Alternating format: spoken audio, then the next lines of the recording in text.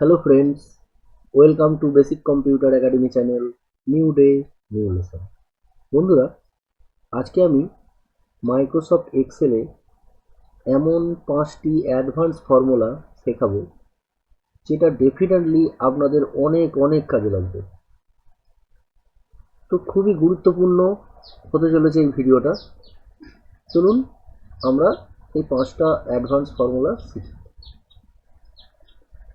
আরেকটা কথা বলে রাখি, আমি এর প্র্যাকটিস ফাইলটা ডেসক্রিপশন বক্সে দিয়ে দেবো, আপনারা সেখান থেকে নিয়ে প্র্যাকটিস করতে পারবেন। তো চলুন শুরু করি। এখানে আমি একটা ফরম্যাট বানিয়েছি যেখানে রিজিয়ন আছে, আইটেম এবং সেলস কোয়ান্টিটি। সবার প্রথম আমি কি করছি কি, এই রিজিয়নটাকে শর্ট করে নিচ্ছি, শর্টিং করে নিই। শর্টিং করতে রাইট ক্লিক, শর্ট এ টু। তো হলো কি না, ইস্টগুলো আলাদা, নর্থগুলো আলাদা, এরকম একটা গ্রুপ তৈরি হয়ে গেল। আমি এখন কি চাইছি না, রিজিয়ন অনুযায়ী এই যে ইস্টের যে সেলস কোয়ান্টিটি আছে, হ্যাঁ, এর টোটালটা, সেলস কোয়ান্টিটির যে টোটাল সেটা এখানে বসাবো। নর্থের যে সেলস কোয়ান্টিটি হবে, মানে যে টোটালটা হবে, সেটা এই প্রথম নাম্বারের পাশে এইখানটায় বসাবো। সাউথের তাই, হ্যাঁ, এখানটায় বসবে। তো এক্ষেত্রে একটা জিনিস বলে রাখি, আপনারা মানে পিভট টেবিলের সাহায্যেও সামারাইজ করতে পারেন। এটা সব থেকে বেস্ট। যদি আপনারা এটা সামারাইজ করতে চান যে ইস্ট নর্থ এর সেলস কোয়ান্টিটি কত কী, তো বেস্ট জিনিস হচ্ছে পিভট টেবিল। আমি একবার দেখিয়ে দিই পিভট টেবিলটা। ইনসার্ট, এই যে পিভট টেবিল, ক্লিক করলাম। তো আমি এই এক্সিস্টিং ওয়ার্কশিট এই অপশানটায় গেলাম, লোকেশন,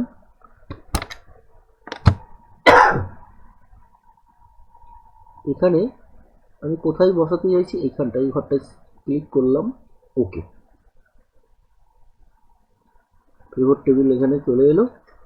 তো আমি এখানে রিজিয়নে টিক চিহ্ন দিলাম, রিজিয়নগুলো এখানে শো করছে, ইস্ট নর্থ সাউথ ওয়েস্ট।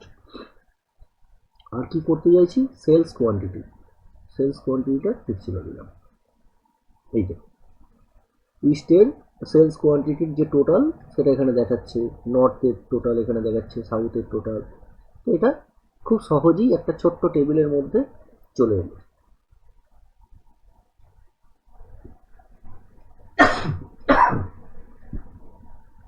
তো আমি এই রকম ফরম্যাটটা চাইছি না।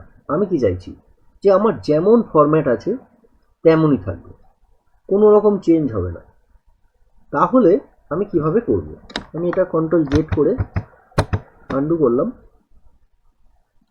তো এখন আমি কি করছি, ইজিক্যাল টু ইফ, প্রথমে কি আছে, লজিক্যাল টেস্ট। লজিক্যাল টেস্ট বলতে এই সেলটা যদি এই ওপরের সেলের যদি সমান হয়, এই সেলটা যদি ওপরের যে সেলটা যদি সমান একই যদি এর মান হয়, তাহলে কমা 0 হবে, ডবল ইনভাইটেড শুরু ডবল ইনভাইটেড শেষ, কমা, আদারওয়াইজ সাম ইফ ফর্মুলা বসবে, SUMIF, সাম ইফ ফর্মুলা বসবে। প্রথমে কি বলছে, রেঞ্জ। রেঞ্জ বলতে আমি এটাও সিলেক্ট করতে পারি, অথবা পুরো এই কলামটা সিলেক্ট করে দিতে পারি। এই পুরো কলামটা সিলেক্ট করে দিলাম, কমা, ক্রাইটেরিয়া। ক্রাইটেরিয়া বলতে এই প্রথম সেলটা দিলাম, কমা, সাম রেঞ্জ। আমি কার সাম বার করতে চাইছি, সেলস কোয়ান্টিটি। তো এটা আমি সেল, এইগুলোকে আমি এই রেঞ্জটাকে আমি সিলেক্ট করতে পারি এরকম করে, অথবা এইটা দিয়ে দিতে পারি, পুরো কলামটা মানে সিলেক্ট করতে পারি। সাম ইফ এর ব্র্যাকেট ক্লোজ, ইফ এর ব্র্যাকেট ক্লোজ, এন্টার। তো এখানে আমার 58 দেখাচ্ছে। আমি এটাকে নিচের দিকে ড্র্যাগ করে টেনে দিতে পারি, অথবা আমি ডবল ক্লিক করলেও একই বেরোবে। তো এখানে দেখুন এই পর্যন্ত আমার ইস্ট আছে, তাহলে ইস্টের যে টোটাল সেটা তার টোটালটা এখানে বেরিয়েছে 58। নর্থের যে টোটাল হচ্ছে সেলস কোয়ান্টিটি তার টোটালটা এখানে বেরিয়েছে। হ্যাঁ, সাউথের হচ্ছে এটা, ওয়েস্টের হচ্ছে এটা। আমরা আর এক রকম ভাবেও বার করতে জানি, যেটা হয়তো আপনারা অনেকে জানেন। সেটা কি না, এই ডাটা ট্যাব থেকে সাব টোটাল কীভাবে বার করতে হয় না, আমি এটা ডিলিট করে দিই। আমি এটাকে সিলেক্ট করছি, কন্ট্রোল এ দিয়ে টেবিলটাকে সিলেক্ট করলাম, ডাটা ট্যাব, এই যে সাব টোটাল, এই অপশানটায় গেলাম। এখানে কি আছে, প্রথমে এই যে রিজিয়ন, আমি রিজিয়ন ওয়াইজ করতে চাইছি, তাই রিজিয়নটাকে সিলেক্ট করেছি। তারপর আমি কি করতে চাইছি, সাম বার করতে চাইছি। তো এখান থেকে আপনি সাম, এভারেজ, ম্যাক্সিমাম, মিনিমাম অন্য কিছুও বার করতে পারেন। তো আমি সাম বার করতে চাইছি, এই সামটা এখানে আছে। আর কি না, সেলস কোয়ান্টিটিটা টিক চিহ্ন দিচ্ছি, কারণ সেলস কোয়ান্টিটি আমি বার করব। আর কি করব না, এই যে সামারি বিলো ডাটা, এটা যদি টিক না থাকে তো এটা টিক দিয়ে দেবো। তার কারণ আমি ডাটাগুলো মানে ইস্ট যেখানে শেষ হবে তার নিচেই যেন টোটালটা দেখায়। যদি এটা না আমি টিক দিই, এই যে এটা, তাহলে ওপরে দেখাবে, সেটা বাজে লাগবে। তো এটা আমি টিক চিহ্ন দিয়ে দিলাম, ওকে।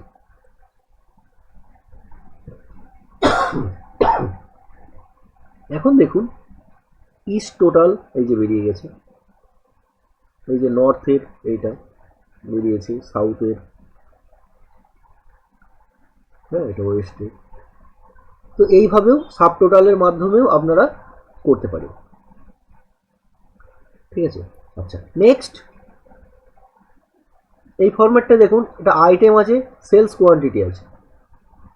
আমি এখানে কি করতে চাইছি না, সেলস কোয়ান্টিটির মধ্যে যেগুলো 20-র বেশি আছে, 20-র বেশি যদি থাকে তাহলে এই পাশে এখানে গুড লেখা উঠবে। যদি 20-র কম থাকে তাহলে ব্ল্যাঙ্ক থাকবে। ইজিক্যাল টু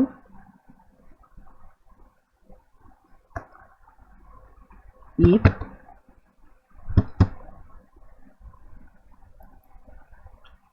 লজিক্যাল টেস্ট, মানে এই সেলটা গ্রেটার দেন, যদি 20-র বেশি হয় তাহলে 20 দিলাম কমা, তাহলে কি আসবে, গুড লেখা থাকবে। তো গুড ডবল ইনভাইটেডের মধ্যে লিখলাম কমা, আদারওয়াইজ 0, ডবল ইনভাইটেড শুরু, ডবল ইনভাইটেড শেষ, ব্র্যাকেট ক্লোজ, এন্টার। এখানে দেখুন ব্ল্যাঙ্ক থেকে গেল, ডবল ক্লিক করি, দেখুন যেখানে যেখানে 20-র বেশি আছে তার পাশে গুড লেখা উঠে গেছে, আর যেগুলো 20-র নিচে আছে তাহলে সেগুলো ব্ল্যাঙ্ক। ব্ল্যাঙ্ক মানে কিন্তু এই ঘরগুলো ব্ল্যাঙ্ক নয়, ফর্মুলা লেখা আছে, ফর্মুলা আছে কিন্তু।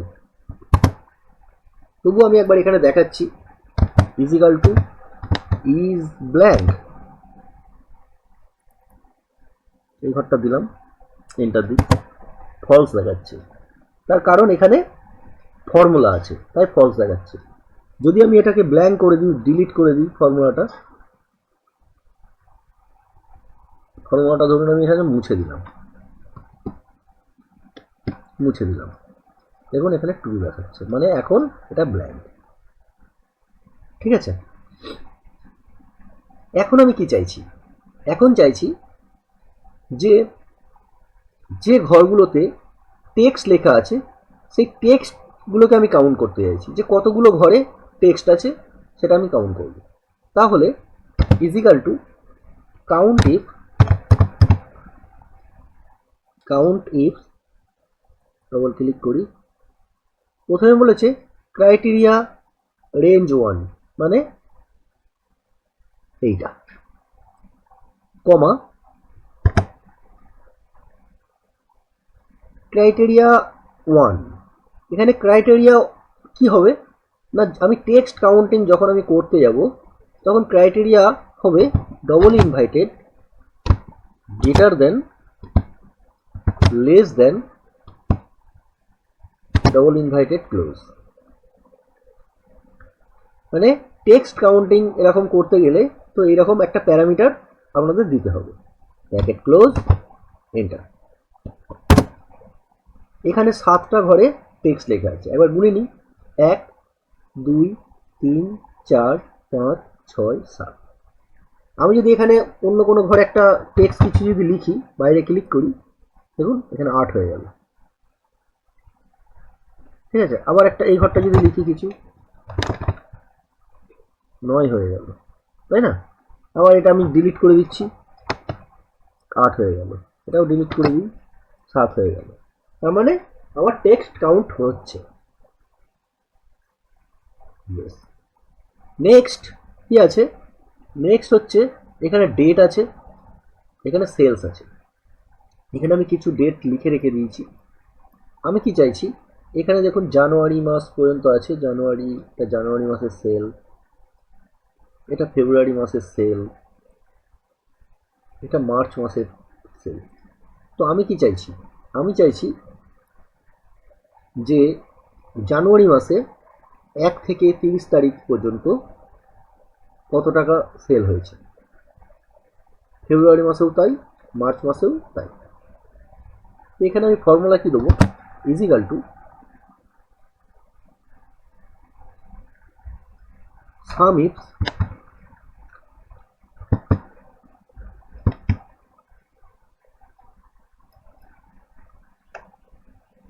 প্রথমে কি আছে, সাম রেঞ্জ।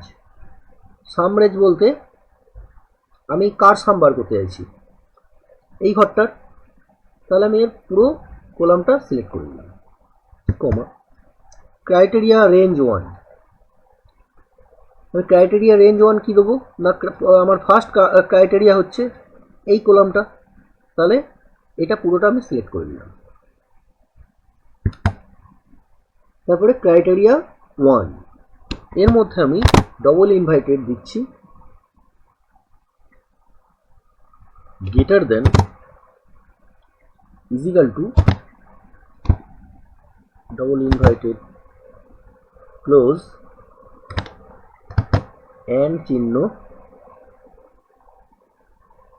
দিয়ে এইটা দিলাম, মানে এই তারিখের সমান বা এই তারিখ থেকে বেশি, কমা ক্রাইটেরিয়া রেঞ্জ 2। ক্রাইটেরিয়া রেঞ্জ 2 আমার এটাই হবে, কমা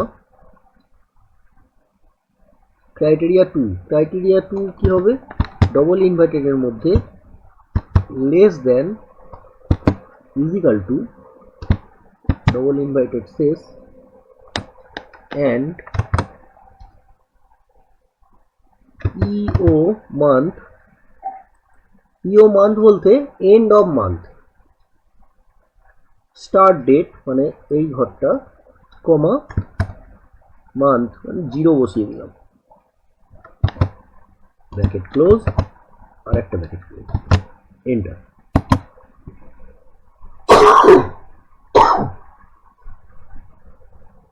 তো আমার এখানে জানুয়ারি মাসের টোটাল যে সেলটা হয়েছে সেটা এখানে চলে গেল। আমি একটা কাজ করি, এটাকে আমি টেনে দিই, এইগুলো বেরিয়ে গেল। তো আমি এটা কি করছি, এটাকে সিলেক্ট করি, রাইট ক্লিক, ফরম্যাট সেলে যাই, কাস্টম, এখানে আমি এটা মুছে দিয়ে এখানে আমি 4টে এম দিচ্ছি। 4টে এম মানে মাসটা পুরোটা দেখাবে, ওকে করি। তো এখানে দেখুন জানুয়ারি ফেব্রুয়ারি মার্চ শো করছে, জানুয়ারি মাসে আমার এত টাকা সেল হয়েছে, ফেব্রুয়ারি এত টাকা, মার্চের এত টাকা। আমি এখানে একবার দেখিয়ে দিই, ইজিক্যাল টু সাম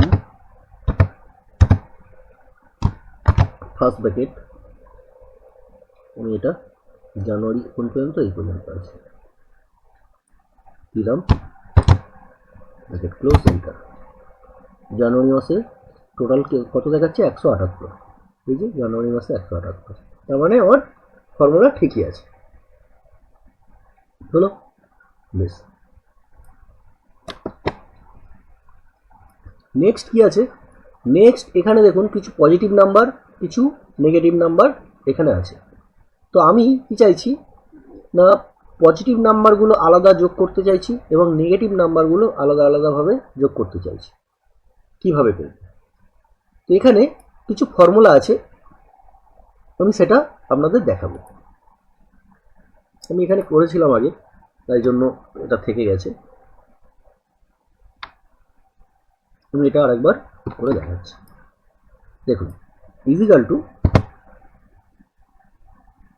সামের রেঞ্জ বলতে এইটাই, কমা ক্রাইটেরিয়া। ক্রাইটেরিয়া কি দেবো? ক্রাইটেরিয়া দেবো গ্রেটার দেন 0, মানে 0 থেকে যদি বেশি হয়, 0 থেকে যদি বেশি হয়। আচ্ছা, তারপর কি সাম রেঞ্জ। সাম রেঞ্জ কি দেবো? এটাই দেবো সাম রেঞ্জটা, ব্র্যাকেট ক্লোজ, এন্টার।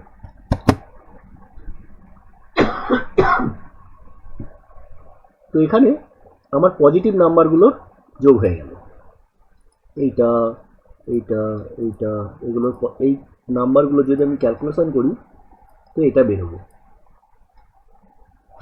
এখন যদি আমি নেগেটিভ নাম্বারগুলো যদি যোগ করতে চাই তাহলে কি করব না, এই ফর্মুলাতে জাস্ট এই গ্রেটার দেনটা আমি লেস দেন করে দেবো, এন্টার দিই। দেখুন -224। নিশ্চয়ই বুঝতে পেরেছেন।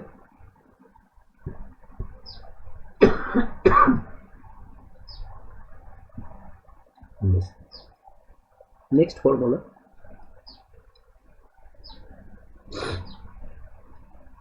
এখানে এমপ্লয়ি আইডি আছে, নেম আছে, ডিপার্টমেন্ট আছে, টোটাল এমপ্লয়ি।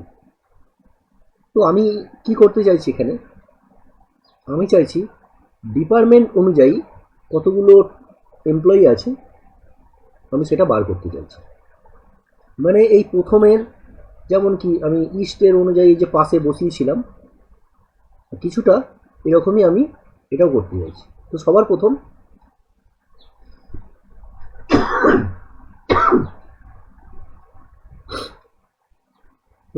আমি কি করব, এটাকে শর্টিং করে নিচ্ছি, রাইট ক্লিক, শর্ট, হয়ে গেল। তো এখন আমি এখানে ফর্মুলা দিচ্ছি, ইজিক্যাল টু ইফ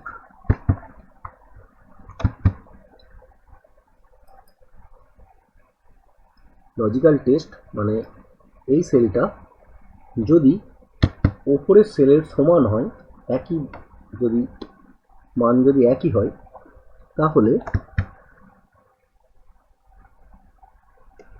0 হবে, ডবল ইনভাইটেড শুরু, ডবল ইনভাইটেড শেষ। আদারওয়াইজ এখানে কাউন্টির ফর্মুলাটা বসবে। রেঞ্জ বলতে এই রেঞ্জটা আমি দিয়ে দিলাম, কমা ক্রাইটেরিয়া, এই ঘরটা,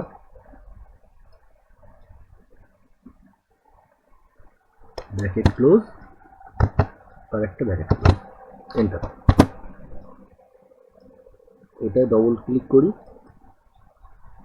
আমার অ্যাডমিন আছে 5টা, ক্লার্ক আছে 9টা, আর লেবার আছে 4টে।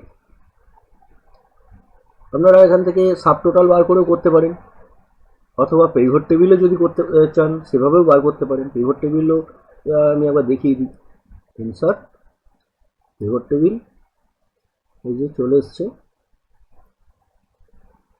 কী করতে চাইছি আমি, ডিপার্টমেন্ট,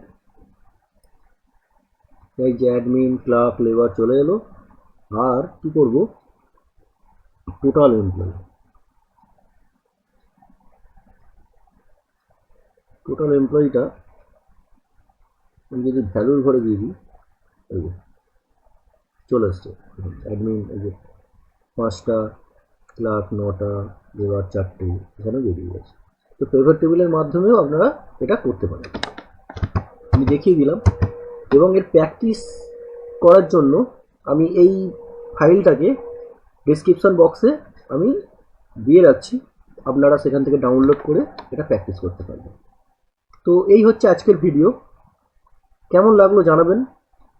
অ্যাডভান্স এক্সেল ফর্মুলা, চ্যানেলটিকে লাইক দিতে ভুলবেন না, আর কমেন্ট করে বলবেন কেমন হয়েছে। ভালো থাকবেন সবাই।